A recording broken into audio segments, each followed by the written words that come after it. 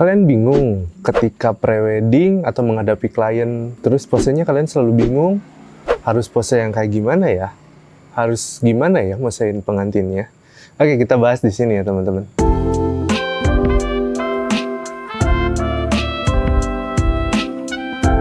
Oke, assalamualaikum warahmatullahi wabarakatuh. Halo teman-teman, kembali lagi bersama ini Teddy, dan kali ini saya mau bahas kebingungan kalian ketika kalian di lapangan menghadapi klien-klien kalian, yang notabene teman-teman tuh bingung ketika menghadapi klien kalian di lapangan, apalagi prewedding yang notabene kita harus membuat suatu momen yang menarik untuk pengantin kita, untuk calon-calon pengantin kita di lapangan. Posenya itu harus seperti apa dan bagaimana cara untuk pose-pose yang kalian pakai itu jadi hal menarik untuk dilihatkan kepada publik gitu ya teman-teman. Jadi langkah pertama untuk teman-teman yang pemula ataupun teman-teman yang suka stuck di lapangan ketika teman-teman motret wedding, prewedding ataupun motret wisuda gitu ya. Teman-teman harus riset dulu. Yang pertama itu teman-teman harus riset. Harus riset ketika kita motret besok. Teman-teman ada waktu di hari ini untuk riset beberapa pose yang mungkin teman-teman bakal pakai ketika kalian menghadapi klien yang mungkin kliennya itu ya udah kak terserah kakak aja posenya, misalkan dikembaliin lagi tuh semuanya sama fotografernya. Jadi teman-teman harus benar-benar riset, banyak riset, dan teman-teman harus risetnya itu di mana sih? Sebenarnya banyak teman-teman bisa cek di Pinterest, bisa cek di TikTok, di Instagram, di banyak-banyak di website juga banyak pose-pose untuk teman-teman terapkan ke dalam foto-foto teman-teman ketika teman-teman menghadapi klien tersebut ya teman-teman ya. Jadi teman-teman kalau misalkan teman-teman besok nih mau prewed dan preparing di hari ini tuh teman-teman harus riset dulu, banyak-banyak riset, pose apa, temanya bagaimana, terus propertinya harus nyiapin yang seperti apa. Itu benar-benar teman harus perhatikan dulu di hari ini sebelum besoknya teman-teman mau motret ya. Yang pertama itu teman-teman harus riset, pokoknya riset itu harus banyak-banyak hal, terutama teman-teman punya pose-pose andalan teman-teman ketika teman-teman menghadapi klien ya. Jadi riset itu teman-teman sangat penting. Kenapa saya bilang sangat penting? Saya pun ketika besok akan motret hari ini tuh nanti malam saya biasanya riset dulu teman-teman.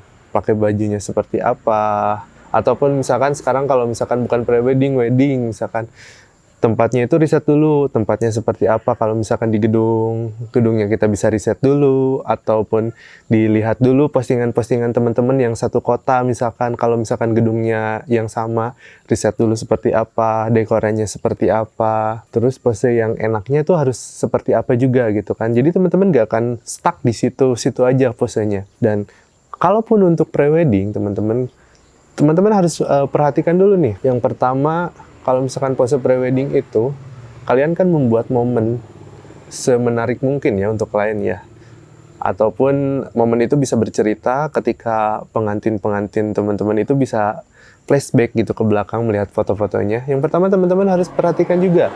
Yang pertama itu tema foto preweddingnya tuh seperti apa. Yang kedua, properti apa nih yang pas untuk tema baju ketika klien teman-teman ini misalkan temanya profesi atau alam misalkan.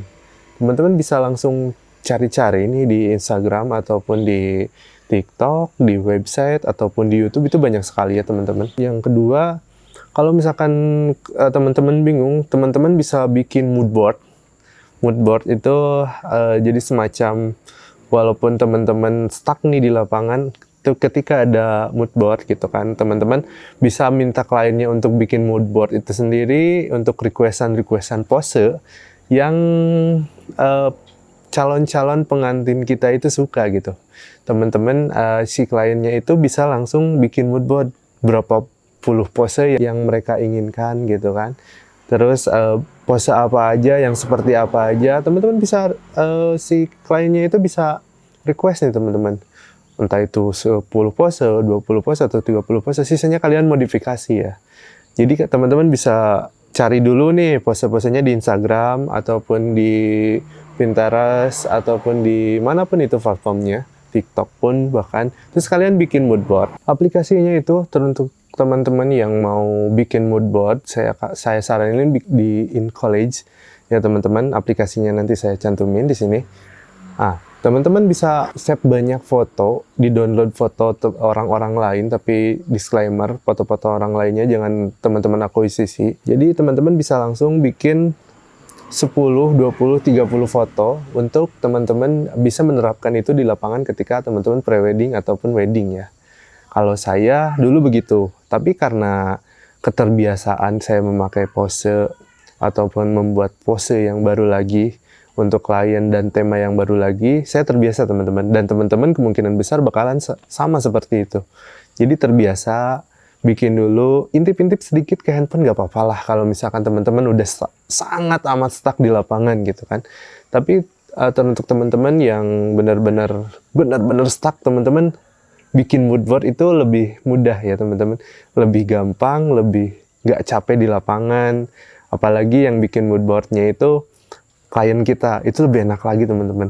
Jadi mempermudah kita ketika misalkan kita motret di lapangan. Makanya saya saranin komunikasi terlebih dahulu ke klien kalian. Jika kalian ingin bikin pose yang semenarik mungkin ataupun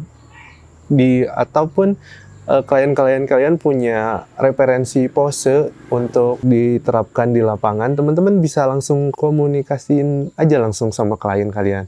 Jadi ketika kalian datang ke tempat pre-wedding tersebut ataupun di tempat wedding tersebut, kalian tinggal langsung motret aja. Tinggal arahin kalau misalkan posenya kurang bagus, misalkan kalian bisa modifikasi pose tersebut dengan imajinasi kalian ataupun dengan kreativitas kalian yang seluas-luasnya teman-teman. Nah yang ketiga, teman-teman harus benar-benar komunikasi. Komunikasi itu sangat penting teman-teman. Kalau misalkan saya pribadi, kenapa saya bisa se-humble itu menghadapi semua klien-klien saya? Yang pertama adalah saya itu selalu berinteraksi teman-teman dengan klien saya. Berinteraksi, ngobrol itu banyak hal teman-teman. Jadi usahakan dulu teman-teman kliennya itu relax, nyaman, dan percaya sama kita dengan cara yang tadi, teman-teman bawa enjoy kliennya dengan obrolan-obrolan yang standar dulu, tanya dulu. Contohnya seperti, Kak, kapan ketemu sama AA-nya? Tetehnya kapan ketemu sama AA-nya? Pacarannya udah berapa lama? Dan itu biasanya kalau saya pribadi dengan hal sekecil itu, teman-teman bisa menebak klien kita tuh sukanya seperti apa. Terus dengan gaya obrolannya itu, teman-teman posenya itu harus menerapkan yang seperti apa. Jadi ketika ada obrolan dari kita sebagai fotografer dengan klien, itu bisa membuat sesuatu hal yang menarik untuk saya. Jadi ketika saya selalu ngobrol dengan klien saya dan permintaannya itu tersampaikan dari klien ke saya, itu nyampe teman-teman. Jadi teman-teman bisa berkreativitas lebih tinggi lagi, lebih dalam lagi di situ. Ketika teman-teman stuck pun teman-teman bisa langsung, Teteh, Kakak, AA, gimana nih? Selanjutnya masih mau foto yang sama? Ataupun kita rubah lagi nih konsepnya nih. Jadi teman-teman bisa langsung bertanya aja langsung ke kliennya ketika kalian stuck gitu ya. Bertanya seperti apa? Jadi bertanya seperti ini, Kak, liatin aja hasil karya kita di lapangan seperti apa, gitu kan? Kalau misalkan menurut kliennya itu udah cukup, ya udah cukup gitu kan. Tapi kalau misalkan kaliannya belum puas, ternyata pengantinnya good looking, menjual, gitu kan, teman-teman bisa berkreativitas lebih tinggi lagi menurut saya. Jadi teruntuk teman-teman yang benar-benar stuck, yang pertama teman-teman harus riset ya sebelum teman-teman motret.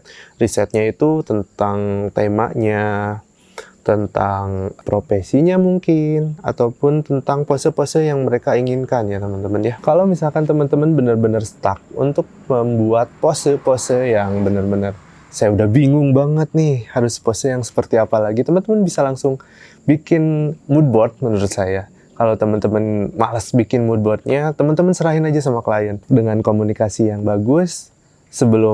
Seminggu sebelum kita pemotretan, teman-teman interaksi dengan klien teman-teman. Jadi ada request pose nggak. Jadi mereka bisa bikin mood board sendiri teman-teman, tanpa kita suruh gitu kan. Tapi kalau misalkan kliennya itu, jadi kalau misalkan kliennya itu lebih memilih menyerahkan semuanya pada kita, ya otomatis kalau misalkan ketakutan kita itu, teman-teman bisa langsung ketika ada jeda sedikit gitu kan, ada istirahat sekali dua kali, teman-teman bisa intip-intip tuh di handphone teman-teman untuk proses selanjutnya tuh harus kayak gimana gitu teman-teman.